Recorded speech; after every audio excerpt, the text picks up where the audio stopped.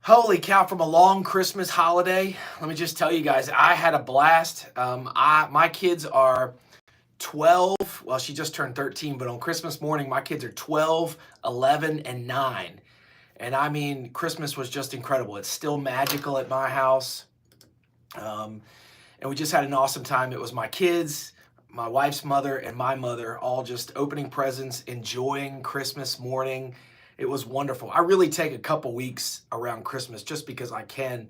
The funny thing happened is my mom didn't come down last year because she didn't feel good. And me and my wife were like kind of super pissed at her. Like, no, you're not going to disappoint our kids. You're going to be here on Christmas morning. And so this year she's invited, she's coming down. Well, a day or two before Christmas, she's like, I'm not feeling good. And we're like, we don't care if you're dying. If you have to get an ambulance and come down here, you're going to be here on Christmas morning. She's like, okay. Well, she gets down here the day before Christmas and she's freaking absolutely sick, like has the full-on flu. So out of the 5 or 6 of us in the house, 2 of us caught the flu a couple days after Christmas. I spent a week in bed. I was supposed to go to the beach house. Remember, we were going to be live from the beach house. We didn't do that at the beach house, and instead we ended up going up into the Smoky Mountains to what I call the Christian Las Vegas, Pigeon Forge, Gatlinburg. I mean, it just doesn't get any better, guys. It really doesn't. For good, wholesome, clean fun. I mean, I got all those little kids. I don't want to go to Las Vegas. I want to go to Christian Las Vegas, and that's exactly what it was. It was just a ton of fun. But I'm back. We had New Year's Eve. We had a great time. My kids just went back to school today, Tuesday, January 7th. And what I want to do today, let me see who we got to mute. Everybody's good? What I want to do today, right, is I want to not look back, right? Normally we like to reflect and say, let's see what we did last year and how we can do better. I don't care about 2024. All right, I did all kinds of cool stuff. We did a lot of stuff. But what I care about is what is happening in 2025, okay? So what I like to do is set some goals, right? We call this a goal setting session, but really I'm just going to tell you how I kind of look at it, right? I want to set attainable goals, right? Hold on, I got a lot of people coming in. I want to set obtainable goals, right? But I also want to give myself some room to beat those goals too. So what I'm going to do tonight is I'm going to tell you guys, one, what I've got going on today, right? Because as real estate investors, we don't even understand about how the end of the year, these projects just roll over into the next year, right? We could do a whole class on how do you pause all that bookkeeping and CPA work to let these projects, these money that you spent in 24 carry over and not be a tax implication at all.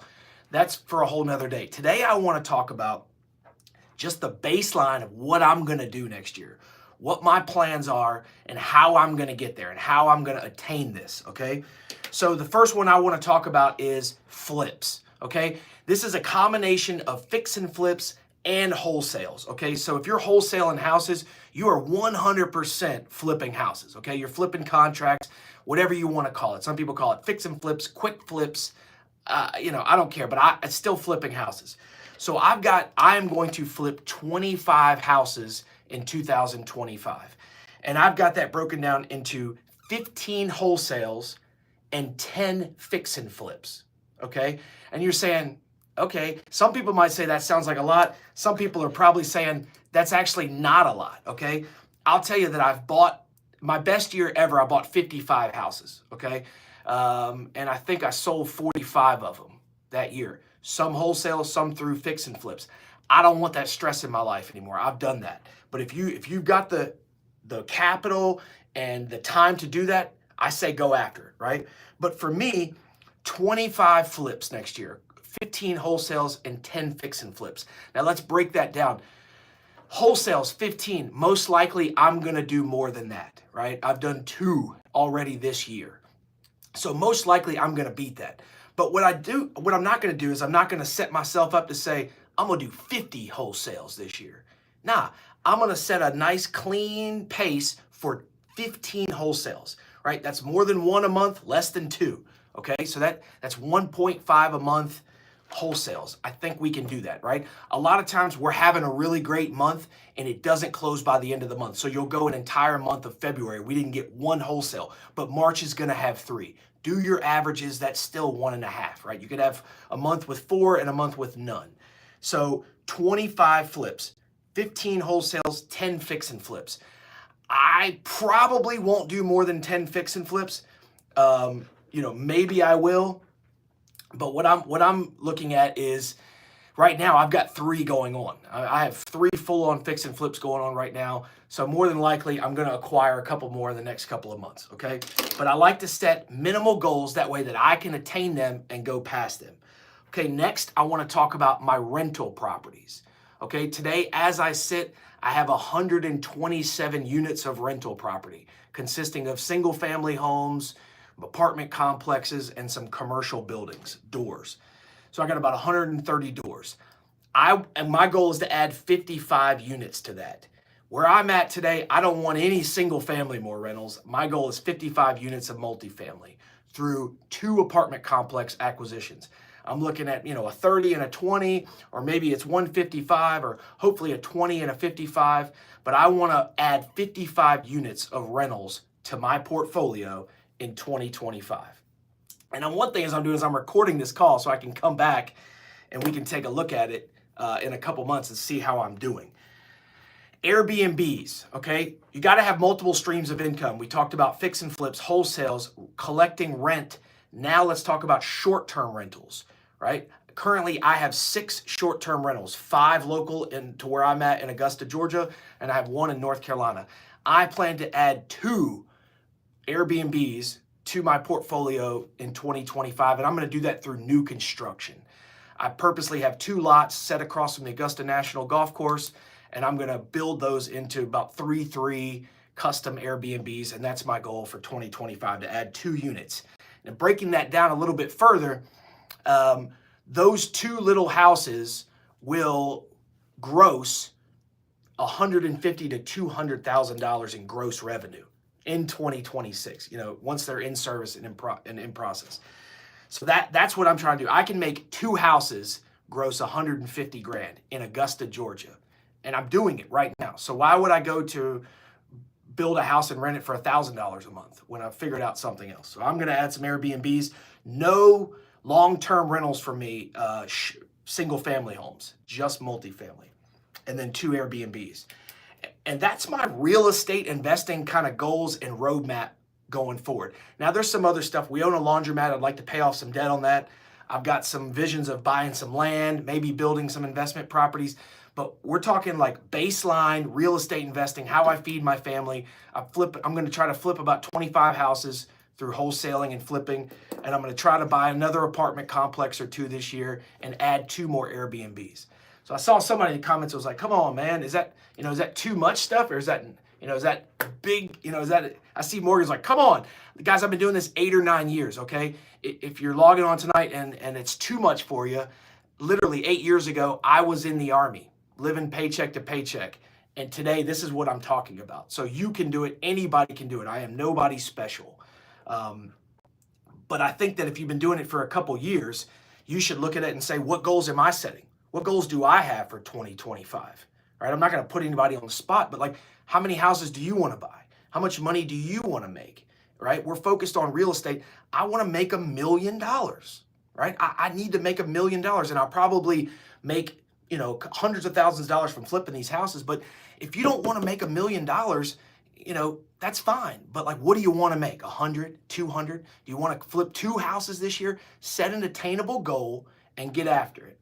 Morgan, I see you, buddy. I'm going to call you out right now because you said, come on, man, LOL.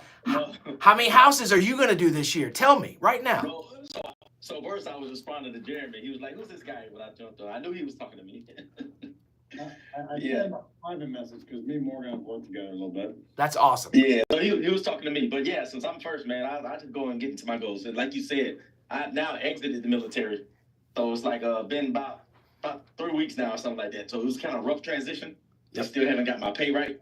So now 2025, man, I'm looking to do a couple flips and stuff like that in wholesale. So I'll have a number, maybe a 5, 6, 1. Get 1. We want 1, right? Okay, yeah. Get my first one. Give me 1. And this is what I'm gonna tell you. All you gotta do is go find it and call Jeremy. All you gotta do is find it and call me or one of these guys. And that's 1 right there. And so one thing that I didn't break down is those 25 flips, wholesales and flips, man, those include JVs, right? Those include, I mean, is Andrew on here? Yeah, Andrew's on here. He works for me. We just did a JV deal, right? He found the deal, brought it to me. I negotiated with the seller, right?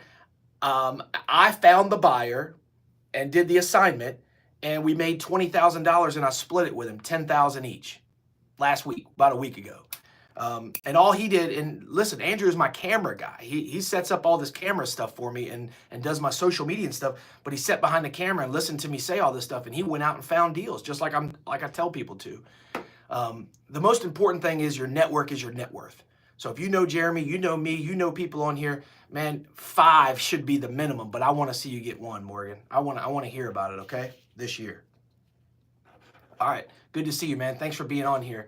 Like I said, we've got a lot of stuff going. You cannot live your life with just one hustle. You have got to have multiple streams of income. And they don't have to be this big, massive thing that you're thinking of, right? Morgan, I don't know if you retired from the military, if you got your VA or whatever, but I've been out 8 years. I just got my VA settlement this year, right? So I'm a disabled veteran now, but that is a stream of income, right? All the way down to the 50 cents I make off of each ATM transaction at my laundromat. That is a stream of revenue. So I want you guys to look at that. Where are all my streams of revenue? How do I get another one of those this year, right? Even more than flipping a house. Yes, that's gonna help you, give you some money and teach you some things. But I want that mailbox money. I want that. I don't care if it's $100 a month, if it's 50, whatever it is. Those additional streams of income, when they start to pile up over the years and grow, it's next level. It really is. All right, let's go around the horn. William, I'm gonna throw you out there, man. I've seen you join the community. I think you sent me a message. I want you to tell me what you got going on. What kind? Are you doing any deals? How can we help you tonight? Hey, yeah, thank you. I literally just switched from my phone to my computer, so I could turn on my video. It's cool to see everybody on video. Yeah, I joined One Live a little bit ago, talking about how I could get some wholesale deals going and improve my marketing. I jumped into Google Ads after that, after trying a little bit of Facebook ads and not getting anywhere. Got 2 deals under contract, and actually just closed my first wholesale deal today. So that was really cool. Woo! All right, tell us about the deal. Tell me about the deal. How you found it, how you got it, what'd you sign it for, what'd you make? Yeah, so believe it or not, it was from a organic Facebook post I did about my Google ads and my website. A family friend reached out and was like, hey, my girlfriend's parents have fallen on hard times. They kind of need to get rid of their house quick. They're 4 months behind on their mortgage. So we went to their house. We kind of looked at the house. It was a good house, just definitely needed some work. They smoked in it. It literally was built in 1992 and stayed there during the hurricane. It had no hurricane damage, but the dude was a mechanic and used a generator to try to power the AC, and the AC blew. So they literally just took the AC out of the house and put in box or window fans and all these crazy things about it. But it was a good deal. We knew it was a good deal, but it was a little bit far away. It was over an hour away from me to actually flip it. So I kind of negotiated hard with them. They wanted something like 115, and they were like really stuck on 115, but they only owed 83. And I honestly knew they were desperate. And the reason they wanted 115 was to get a truck and trailer to live in on some land that their friend owned. So what I did, instead of giving them cash, is I was like, hey, I've got a buddy that flips cars on Facebook Marketplace. We'll find you a truck and a trailer, and we're going to just pay off your mortgage and give you the truck and trailer. So that's what we did. It ended up only being like $9,500 for the truck and trailer combined. So total, we were in the deal 93, really 95, because we delayed the closing a little bit, but 95 in. We JV'd on it with a wholesaler I knew from a real estate event I went to. So we ended up making each of us profit around 13,000. and getting our money back from buying the truck and trailer and all that stuff. So it was cool. It was a good first deal. People are telling me it's kind of like a unicorn situation, like that big of a spread we had is not realistic. Like the end buyer paid $150 purchase price, and we bought it for technically $95. So that's like a huge spread to work with from what I've heard. But yeah, it was exciting. It was really cool. A little stressful at the end, but we got it figured out. It always is, man. Look, there's so much to unpack from what you said there. I'm gonna start at the beginning. Remember, guys, what I always say, Robert Kiyosaki, Rich Dad, Poor Dad, those who ask the questions control the conversation. He asked the questions and he figured out they were desperate. They needed a truck and trailer. He got the freaking payoff. He got everything that you absolutely need. And then he used that to solve their problem, right? He's not being vindictive. He's not trying to, he's like, hey, if 83 and a truck and trailer solved the problem, I can solve it. I can't solve it at 115. It's up to them to take, that solve of that problem. Absolutely crushed it. And I'll tell you two more things. One is that's not unheard of to get a $26,000 wholesale fee. Absolutely not. Andrew and I just did 26. We did 20. Before that, I did 25. And I did a 17 today. So it's not, I'll tell you where you won is by JVing. Right? That's how you won. If you went out by yourself, William, on your first deal and you tried to Facebook marketplace it and figure it out or take it down and so you might have made, 5 or 10 or something like that, or maybe even the 13, but maybe not the 26 spread. So I think you won by taking it to somebody that knows what they're doing, right? You got a couple things. One, you win, you made 13 grand. Two, you got a rep. Right? That's the most important thing is getting reps. The more times we walk houses, the more houses we're going to walk, right? The more times we wholesale houses, the better we're going to get at it. So you got an incredible rep and then you expanded your network. You just proved that you can execute not only to that guy you JV'd with, but to the closing people, to whoever knows that William executed a deal and got it done. And I'm telling you, that's more important than the 13 grand. So I commend you. I say, excellent job. I mean, you crushed it. Go find another one right now and just keep doing it, man. Yeah, I'm working towards it for sure. Having a few conversations. I got hit bad with one where I offered 120 and I was like, if something changes, if you get a better offer, just let us know. We're willing to work with you. 120 is just where we're at right now. And he was just one of those good old boys that didn't like negotiating. I didn't know it. So I walked away from the house without asking the most important question, like, what would it take to sign now? And he freaking signed another contract for 125. And I'm just like, dude didn't even call me or anything. He just signed it. And then I texted him like 3 times. And then he called me saying, hey, man, I didn't want to mince words. You said 120 was your number. So we just signed another contract for 125. And I was like, that's dumb. It absolutely happens. It happens to everybody. It happens to me. It happened to me recently. I completely, and I was trying to play hardball. Literally, I sat in someone's driveway and I said, what do you want for it? Me and Andrew were there and they said they want 150. Hey, Jeremy, this is on Oberlin in Murray Hills off Walton Way. Freaking $500,000 house. Gorgeous, perfect house. Lady says she wants 150. Just because I'm feeling spicy, I start throwing 120, start complaining about realtors, blah, blah, blah, blah. And you could just tell she was like, she's not going to sit there and argue with me, right? She was like, okay, well, I'll talk to my brother and sister, And the next thing I know, I get a call from the realtors like, I'm going to be listing it for 150. Let me know what your offer is. Dude, we chased that thing up. It went for 180, I think, Andrew. Maybe, so like I could have stayed in the parking lot and been driving and be like, you know what, that's a fair price, I'll take it. But I just needed to freaking beat her down and negotiate, like I would have taken the same way. I'm addicted to it, man. It's a problem for sure. It's okay. Here's the thing. I'll tell you a tip. What I do is when people call me and they say, hey, I got your card or I got your marketing or whatever it is, I want to get on the phone or I want to come to an appointment or whatever it is. And they say, I want to sell my house or I got to get rid of my house or I just need to sell this and get a truck and trailer. Whatever they've already told me. When I meet them face to face or I'm negotiating, the first thing I say is, what do you want to do with it? You know where I learned that from? Pawn Stars. Guys, free chicken, Pawn Stars. Now go watch it. The guys come in and go, hey, I got this 1942 Mickey Mantle baseball card. I want to sell it. Rick looks at him and goes, what do you want to do with it? I mean, he just told you what he wants to do. But by asking that simple question, it puts the ball back in their court. Kiyosaki says, whoever asks the question controls the conversation. Let them talk. Because then they'll start telling you, I need a truck and a trailer and I owe 83 and blah, blah. So you ask the questions. But what I do is I say, what do you want to do with it? You want to sell it? Like, I don't know. I'm here to look at it. What do you want for it? That's my next question. What do you want for it? Maybe I can give you what you want. And if they tell me a number that's absurd, I don't start arguing with them there. I go, okay, well, let's look around. Let's start walking around. And then you can start pointing out things or negotiating with them.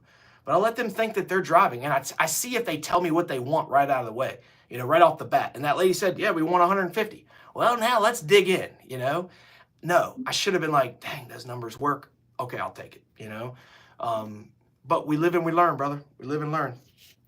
Through that. All right, good to see you, man. Thanks for being here. Thanks for sharing that story with us. Hopefully that motivates Morgan to go get one tomorrow. Heck yeah, let's go, Morgan. I'll JV with you. Hey, William, what market are you in? Are you Southwest Florida, but we're looking to go more like Southeast regional if we're going to start doing more wholesaling. So, yeah, if we start doing some marketing in the Atlanta area, I know a few people from Atlanta. I'll let you guys. Well, Georgia, yes. We're mostly around the Augusta area, but a lot of us know a lot of Atlanta people. Yeah. So if you get a deal, we can all JV it. There's room for everybody. Everybody can get paid. There we go. Numbers work. Everyone wins. I like it. All right, we're going around the horn. Who we got? Who else? Jeff, jump in, brother. Good to see you, man. What's going on? Good to see you. Hey, William, shout out, man. That's pretty awesome. Getting your first deal done. I got mine done a couple of months ago as well. So it's exciting stuff. For sure. Thank you, man. Congrats to you for that deal. Appreciate it. Yeah. Man, I'm looking for my next Airbnb, Trey. So we're just doing some marketing and looking for the next one. I got my goals lined up too. Let's hear them. Let's go. As well. I want to hear them. So you want to hear them? Okay. So I'd like to do 6 total deals, 2 flips, 3 wholesales, and then find my next Airbnb. So along with the full-time job, I think that's very attainable. I think it's conservative and doable. So that's where my head's at. Let me tell you what, if you do 6 deals like that with your full-time job that you have like now, it is going to propel you, not only financially, but mentally, right? This whole last year has been a mental hurdle to figure out if you can do this thing, and you're doing it, and you're making a ton of money with one Airbnb. We add a couple more to that. I'm telling you, if you think 6 and you hit your goal of 6 this year, next year it'll be 12 or 18 deals. I'm telling you, what happens is if you really fall in love with this and like William and you just get addicted to it, it's almost like you're gonna get yourself out of a job. I was doing jumping jacks in the rain at 4 o'clock in the morning, looking around going, I'm gonna make more than all these motherfuckers. Like this morning I was like, I can't do this anymore. I just can't. So I'm really proud of you, Jeff. You're absolutely crushing it. Guys, he bought a duplex couple months ago, man, 4 or 5 months ago. And yeah, so like, hey, we want to diversify, right? So one side long-term, let's go ahead and try one side Airbnb. Worst case scenario, we can always back the short-term into a long-term. We're still gonna cover, it's gonna be great. He paid $220,000 for this duplex in Aiken, South Carolina. He was a little worried about it. Now the thing is doing $3,000-4,000 a month gross revenue from one roof, 2 doors. Outstanding. Yeah, doing pretty good. I got a lady. Today I got a booking for this weekend so now I've covered January expenses. So everything else is cash flow from here on out for the rest of the month. And then February and March are fully booked with a lady coming in for 60 days, and then Masters Week's nice and locked in already. So all right, we're looking good for the next 3 months. I want to pull it up. On my 6 Airbnbs, my beach house doesn't do crap. Literally, I'm gotta sell it. Like net to me is like $53,000 this year to my beach house, right? That's how much property management has sent me from North Carolina. My mortgage is $7,000 a month. I've gotten 53 this year total. So it cost me 30, 40, 50,000 to have a beach house to go to, so we got to sell it, 1031 it, put it into something else. We just don't know what to do yet right now. But take that one out. My 5 little Augusta houses, I got one little lake house that does well, but 5 houses in this Augusta area done almost $400,000 in gross revenue from 5 houses, Airbnbs. And I'm going to do a night where we really dive into that, where I put up on the screen and show you guys that stuff. I really want to do a deep dive in Airbnb because it's getting better and better. If I add those 2 doors in 2025, my Airbnb gross revenue will be close to $600,000 from, 8 properties, which is, why would I don't know how many I can do. Eventually I'm going to run out of cleaners, landscapers or something, but we'll figure it out. I'm getting the most revenue from that, so that's what I like to do.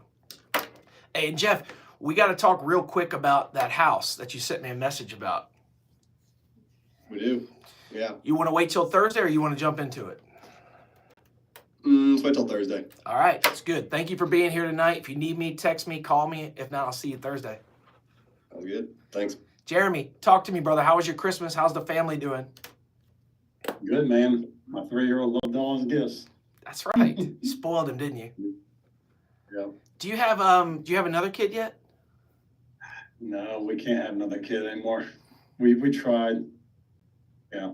That's all right. I still need that. Because we got him. Yeah, So I was we like, tried.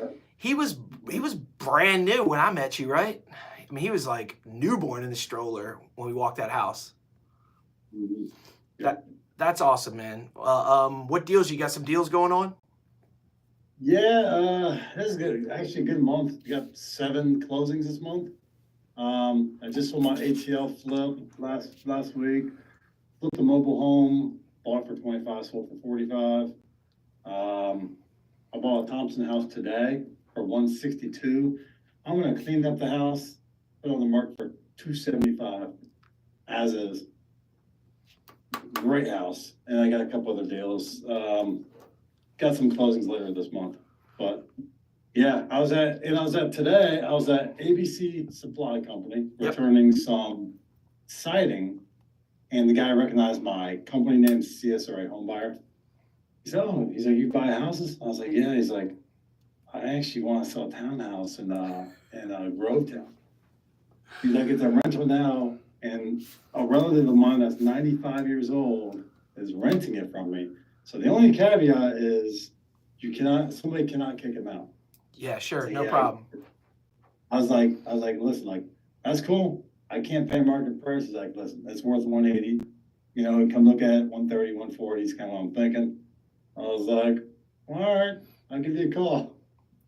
So It comes from everywhere, right? Just like William said, a random Facebook post, man. I'm telling you, the best marketing out there is free, right? I mean, it literally is talking to people. It's Facebook posts, it's telling people.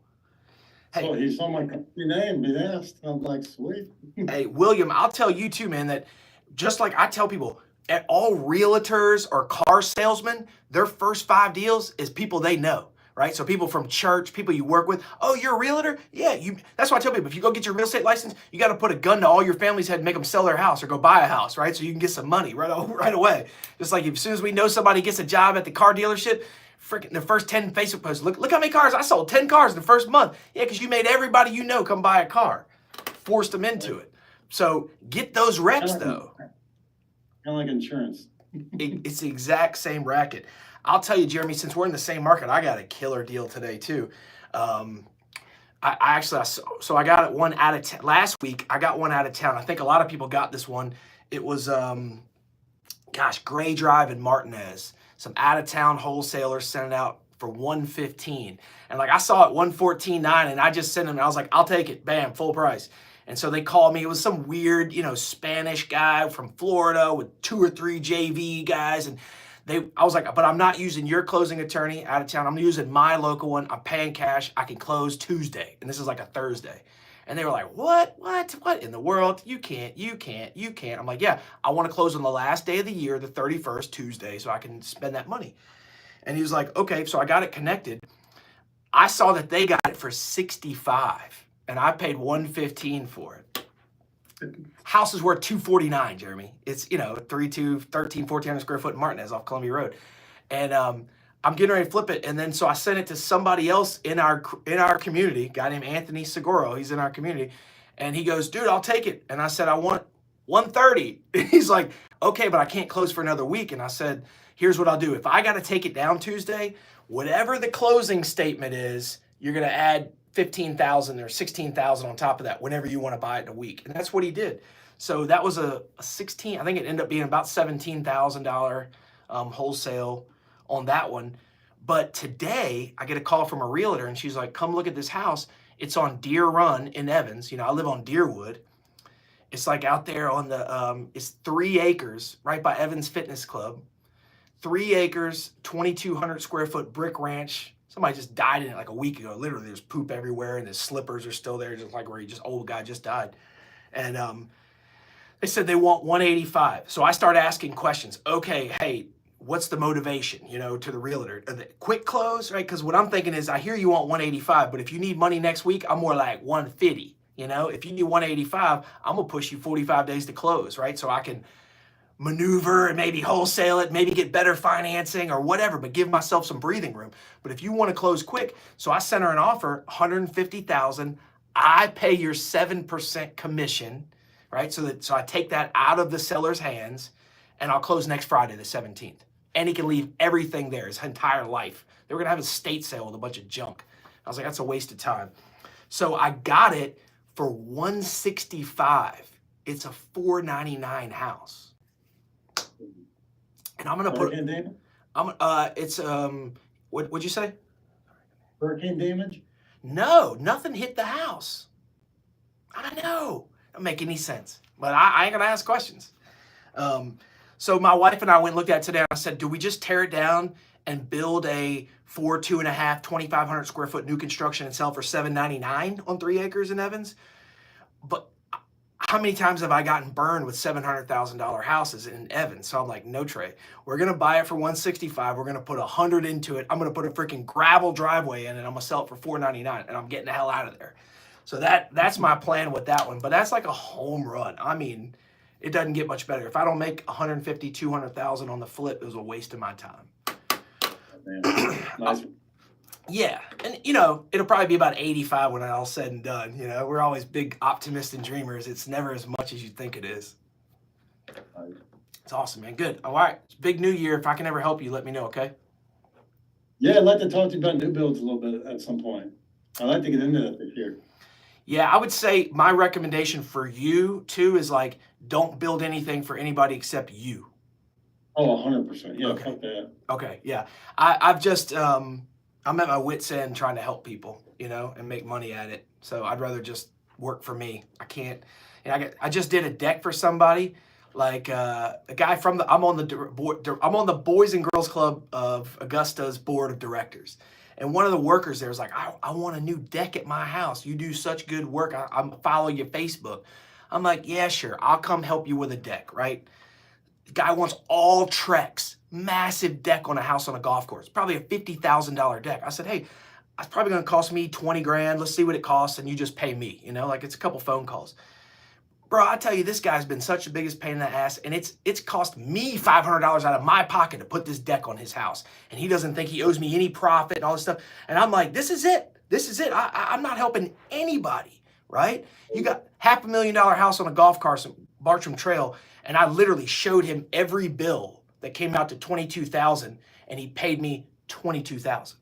And I was like, no, you don't understand. The lumber bill and the labor bill and the dumpster and the landscape came out to 22. I didn't make anything. I've just been working on it for 3 weeks. He's like, Wow. yeah, but you told me it was going to be 16 to 21, man. We're already over. And I'm like, What a douche. yeah.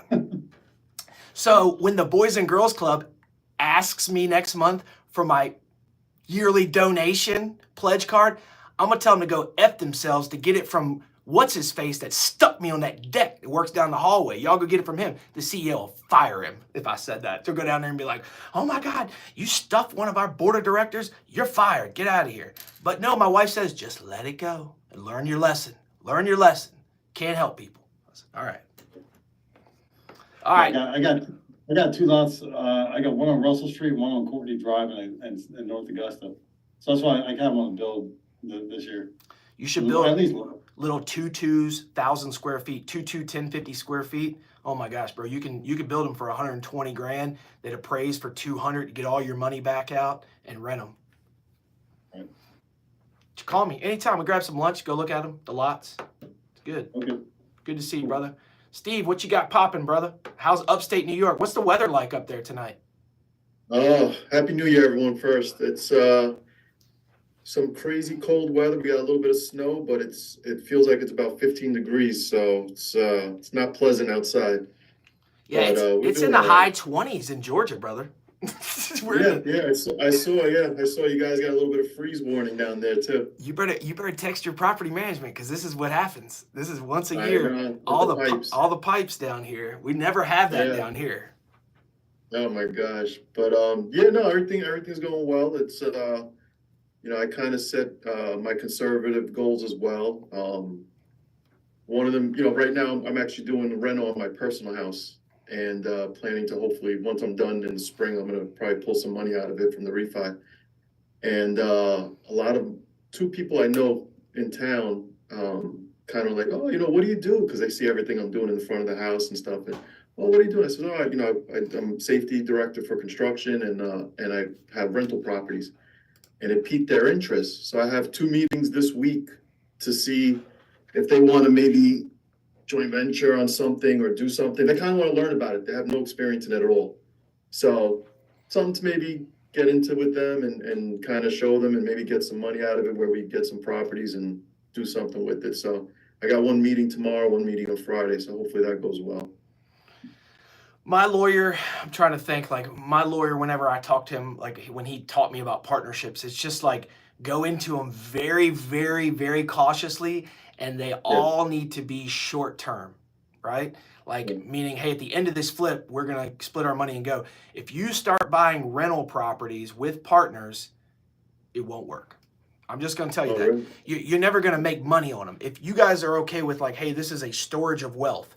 Like we are both in this thing for 30 grand each after we refinance, and you're not going to make money off the cash flow. I don't think, not over like a 10-year term where you think about capex, maintenance, property management, all that kind of stuff. But if you go into it as, hey, this is going to be a storage of wealth, right? Because we're going to add value. When we renovate, we add value. I get $1.75 for every dollar I spend. Let me say that again. For every dollar I spend renovating a house, I get $1.70 in value.